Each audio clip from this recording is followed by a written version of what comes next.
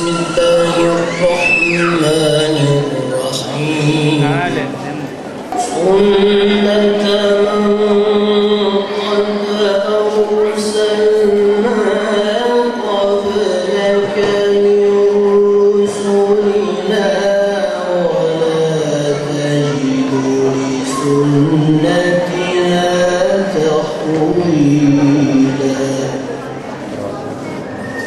أقم الصلاة لدلوك الشمس إلى غسق الليل.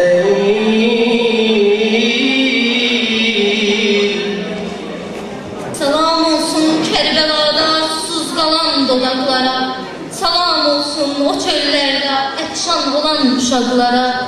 Salam olsun Xudamızın hüccəti olan şəxsə, salam olsun onun üçün həsrət çəkən könüllərə, salam olsun ağamıza, salam olsun Mövlamıza, salam olsun intizarın meyracına.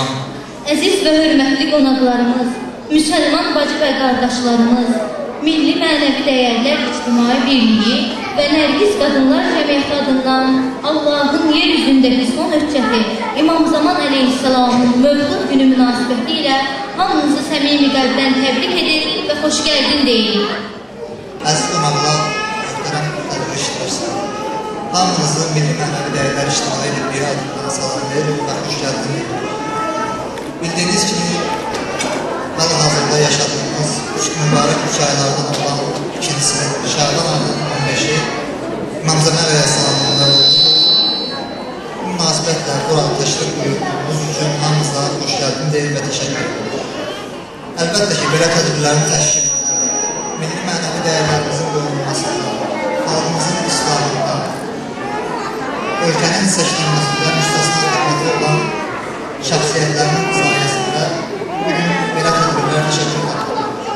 Belə şəxsiyyətlərdən həmçinin Milli Mənəvi Dəyərlər İctimai Birliyinin Ruhanilər Şurasından olan, hal-hazırda cismi olaraq həbsdə olan, lakin ruhu hər zaman azadlıqda olan Azadgül Süleymanov, Hacı Tahir Bağırov, həmçinin Milli Mənəvi Dəyərlər İctimai Birliyinin sədri Hacı Mehdi Məmmədovun adından hamımızı təbrik edirik. Məhdini şiə, çağır ta ürəyin dincəlsin, az qalır sinələri tir məlalət dəlsin. Yalvar Allah'a bu eller gözəli tez gəlsin. Yalvar Allah'a bu eller gözəli tez gəlsin. Ruz-i mövluddur, ürəklər sevinir dincələcək. İstəsəylə gələcək, istəməsəylə gələcək. Məhdini hər kəs, Məhdini istəsə hər kəs, səfi dildadədədir. Pişibaz et, o müsafir bu yaxın zadədədir. Özü azadədir Məhdi, gözü azadədədir. Səsliyim, dərdini üşşağın o Mövla biləcək. Səsləsəylə gələcək, səsləməsəylə gələcək. Yəbnə Həsən, yəbnə Həsən, sən gəlsən aləm şad olar, minlər əsir azad olar, viran könül abad olar, ruhə şəfa yəbnə Həsən, yəbnə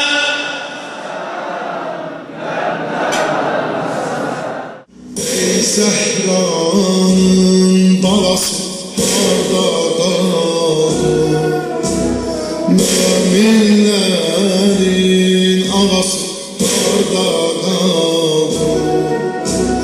Ey səhranın balası harda qalır, möminlərin ağası harda qalır. Kim gəlişində bizim günümüz roşan olsun, solmuş üzümüz gülümüz bağ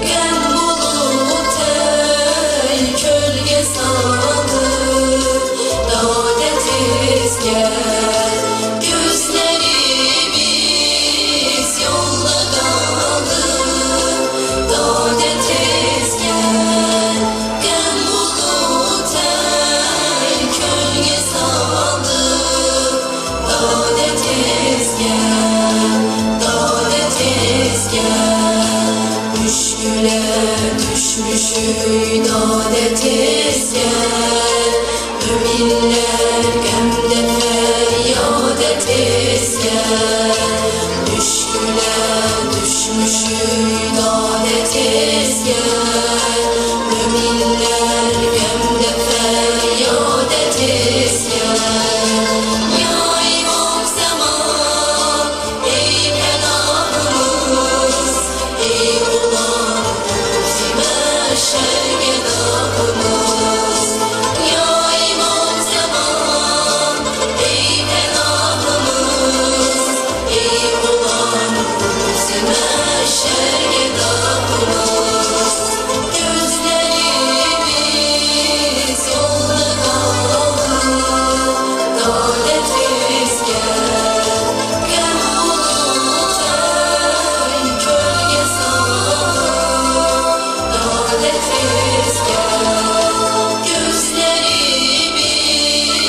yolda kaldı, dalet rüzgar, gel bulutlar kölge saldı, dalet rüzgar, dalet rüzgar.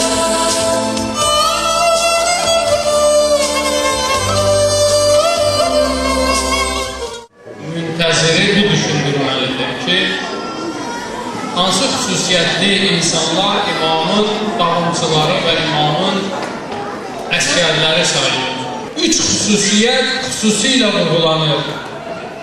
Quran-ı Kərimin ayəsinə əsasən Ənbiya surəsinin 105-ci ayəsində Allah Teala buyurur, yer üzünün varisləri salih insanlar olacaqdır. Sağlam insanlar olacaqdır. Və ləqəd kətəbnə fiz-zəbur min ba'di-zikr ennel arda yerisuha ibadiyyəs salihun. Biz Zəburda yazmışıq ki, yer üzünün hakimiyyətini salih insanlara həvalə edərik. Salih insanlar, sağlam insanlar yer kürəsinə hakim olacaqlar. İmam buyurur, İmam Sadiq əleyhissalam, deyir, onların birinci xüsusiyyəti, yəni ağanın yolunu gözləyən, onun əskəri olan insanların birinci xüsusiyyəti la yetənamuna billeyl. Gecə gündüz Allah'a ibadət edəcəklər. Onlar bütün məsələlərdə, hər bir məsələdə Allah'ın əmrini gözləyəcəklər. Şəxsi istəklərine tabi olmazlar. Sonra imam buyurur hədisin davamında, əvvəl deyir, ricalun, onlar kişilərdir ki, la yetənamuna billeyl. Gecələr az yatarlar. Sonra davamında buyurur, lahum deviyyun fi salatihim kedeviyyin nahl. Onlar namazlarında bal arısı gül çiçək üstündə, pədək üstündə zümzümə etdiyi kimi onlar da ibadətlərində zümzümə edərlər. Lahum deviyyun fi salatihim kedeviyyin nahl. Axı bal arısı gül çiçəyin şirəsini çəkir, insanların sağlamlığı üçün, insanları qidalandırmaq üçün hazırlayır. O çalışır, Allah Kur'an-ı Kerim'de buyurur ve avha rabbuke ilen nahl en ittehidi minel cibali buyutan ve mineşşecer ve mimma ya'rişun. Biz bağ arasında gösteriş vermişik ki gül çiçeklerden şire çeksinler ve insanlar için hazırlasın.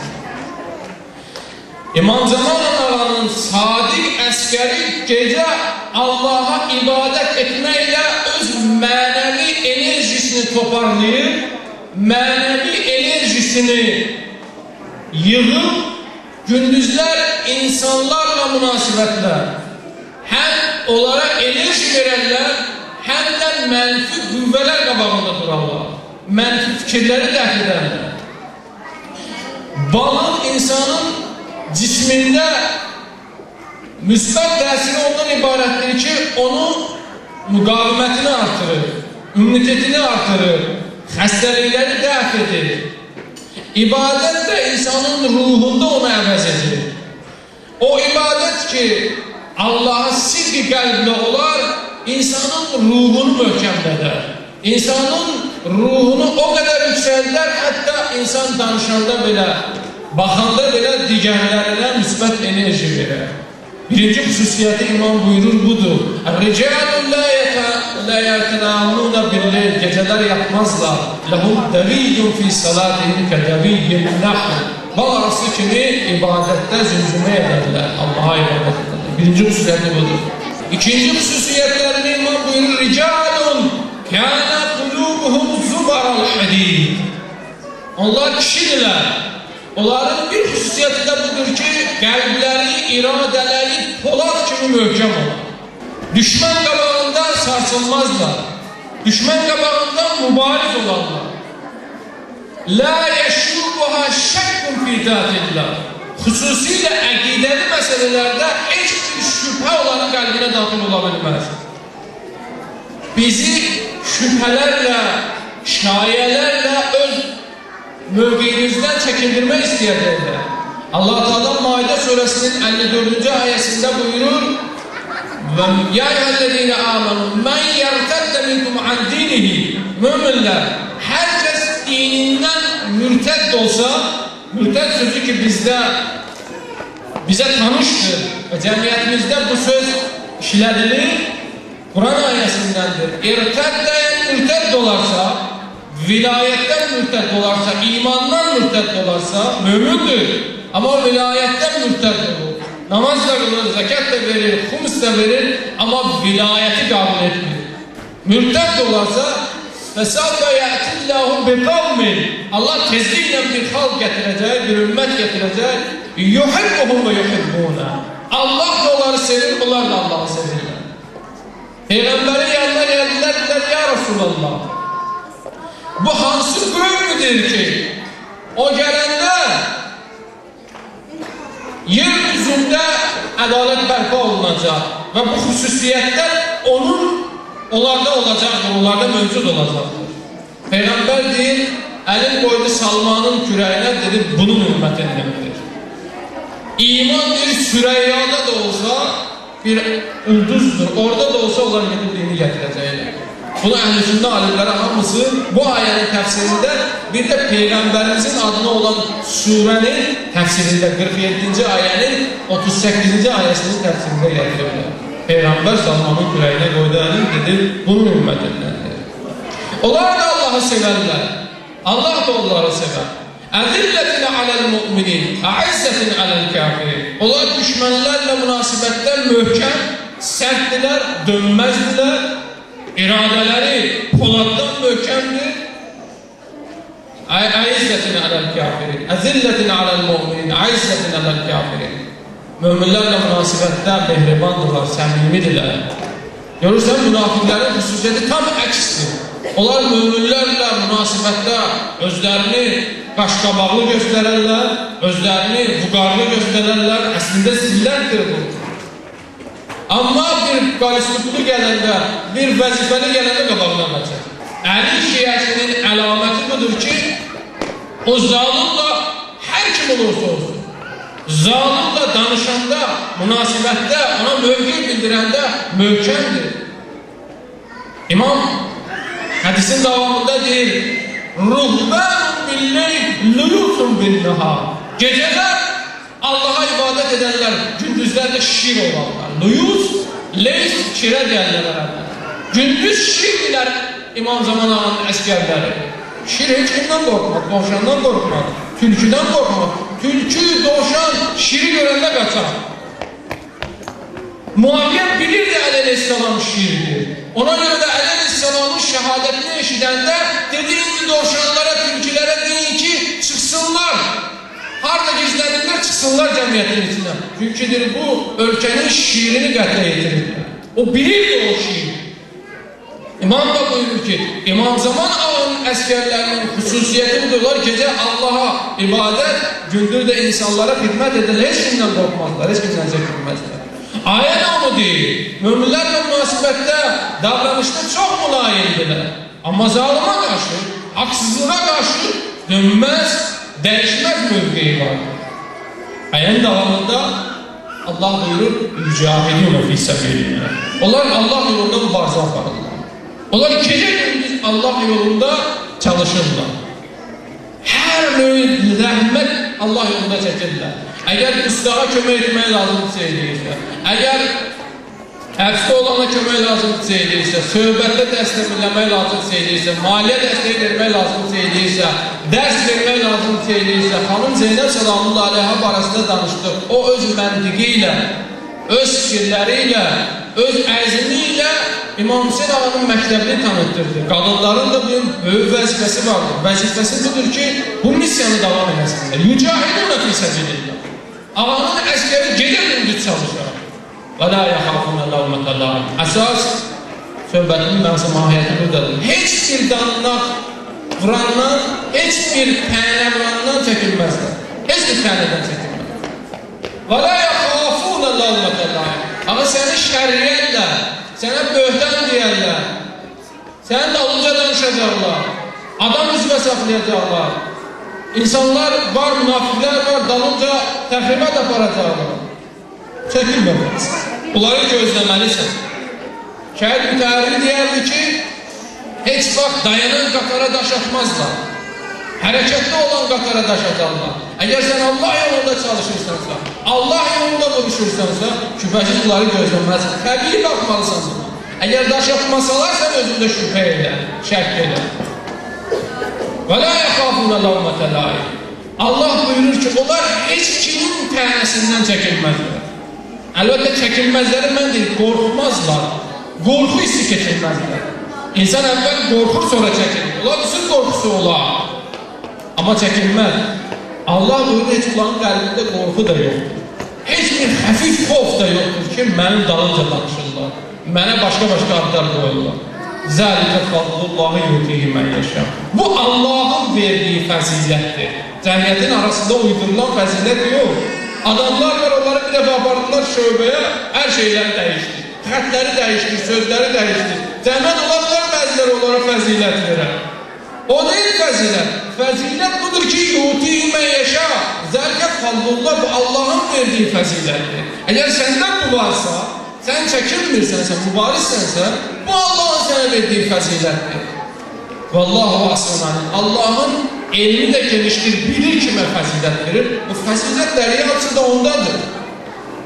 İmam da buyurur ki, İmam Sadiq Ağa da buyurur, ağanın yolunu gözləyənləri, ağanın əskərlərinin bir xüsusiyyəti də budur ki, kânə qulubuhum zubaral hədid.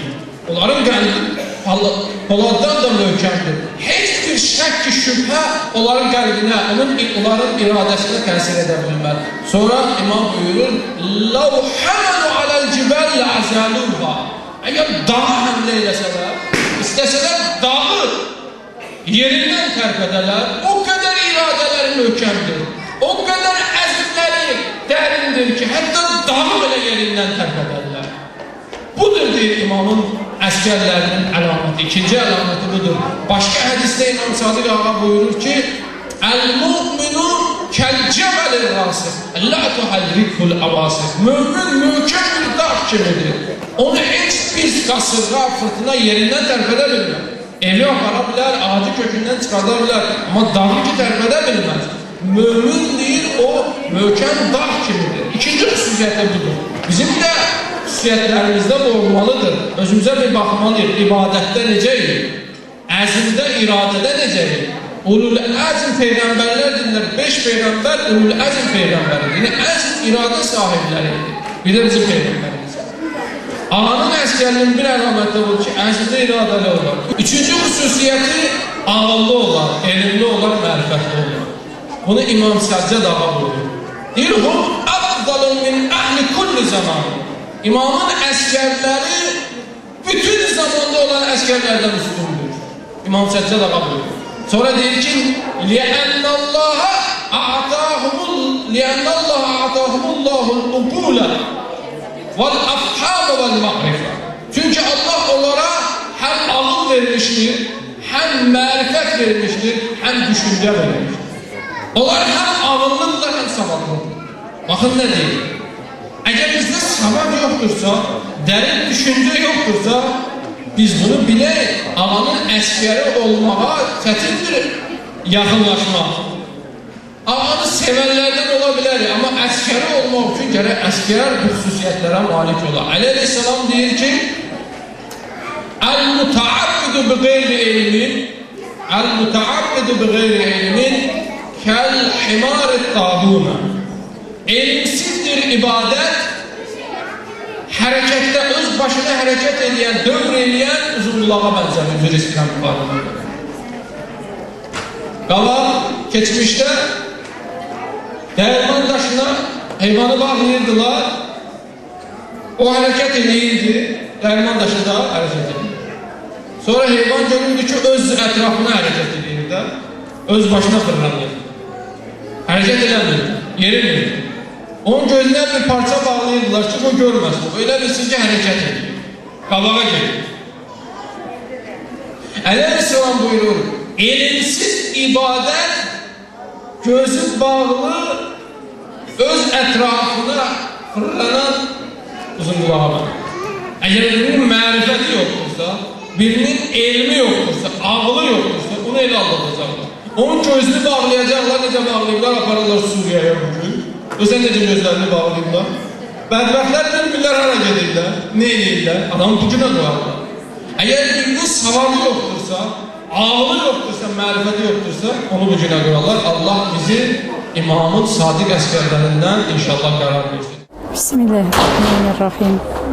Bugün İmam Zaman ağanın mevlududur. Bu mevlud münasibəti ilə mən bütün Azərbaycan xalqın, dünyada bütün İslam dünyasına, hamısına göz aydınlığı verirəm. Və arzu edirəm ki, İmam Zaman ağanın zuhru tezləşsin və biz onun arxasında namaz qılan bəndələrdən Allah qərar versin. Bu məclisi ürəkdən təbrik edirəm və istəyirəm ki, biz əsl möminlərdən olaq və İmam Zaman ağa zuhr edəndə biz onun qarşısında utanmayaq. Bəşəriyyətin xilaskarı Həzrət İmam Mehdinin mövludu münasibətləri üçün Azərbaycan müsəlmanlarını, dünya müsəlmanlarını, intizar çəkənlərin hamısının bayramını təbrik edirik. Xüsusən də zindanda olan həm ruhanilərimizin, qardaşlarımızın mövlud mübarək olsun. İnşallah gələn mövludun ağa ilə bir yerdə keçirərik.